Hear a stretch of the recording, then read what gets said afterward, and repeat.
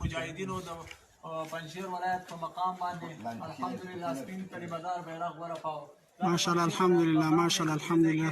د اسلامی امارت مجاهدین تاسو خبرې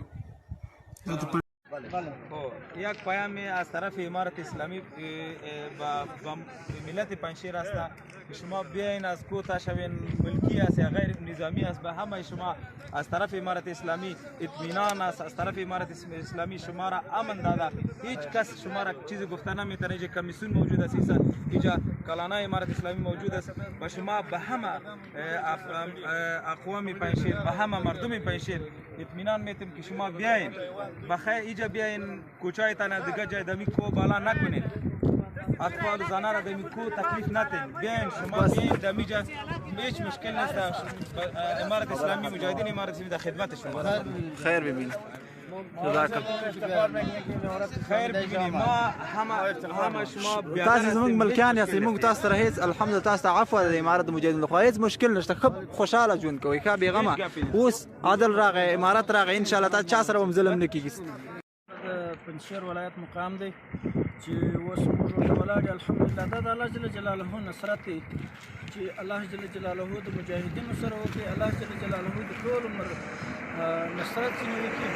مجاهدین ډېر ښه په شوق او ښه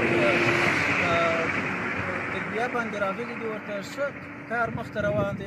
اوس ولایت را رسېدلي دي، الله جل جلاله دې خیر پېښ کړي، الله دې دوی ته اجر عظیم. تاسو څومره ورځې کېږي چې دلته په عملیات بوخت دي؟ دلته تقریبا زموږ 4 شپې کېږي چې موږ په عملیات باندې راوتلي یو.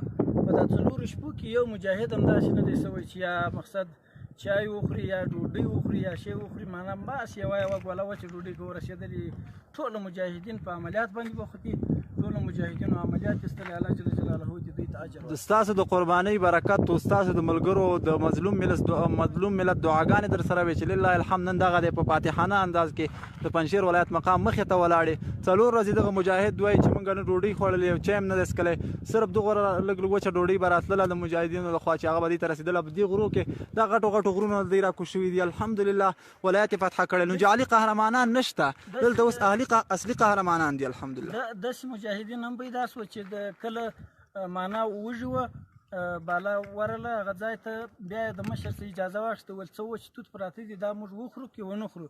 لا هم هغه اجازه نه ده ورکړې. سبحان الله، د وچو توتو اجازه غواړي خو بیا هم ورته مشر اجازه نه ورکوي چې نه د وچ توت به هم نه خورئ چې دا پردي دي. هو په دغه نقشه باندې مجاهدینو تقوا ورسره ده، په دغه نقشه باندې روان دي الحمدلله. دا ډېره غټه ساحه وه، غټه دره وه، ډېر مهم ځایونه وو د دښمن چې دښمن په شی وسېدی. خو دا د الله جل جلاله نصرت و، که چیرې د الله نصرت نه وای بیا هم هېڅکله نشي کېدلی چې دا ځای ګیر سوی وای. الحمدلله الحمدلله. دا د اسلامي امارت قهرمان مجاهدین دي چې د ولایت مقام ته رسېدلي دي او دلته لله الحمد دا د ولایت مقام دی، هغه د سپین بیرغ پکې رپاندې، لله الحمد مجاهدینو قرباني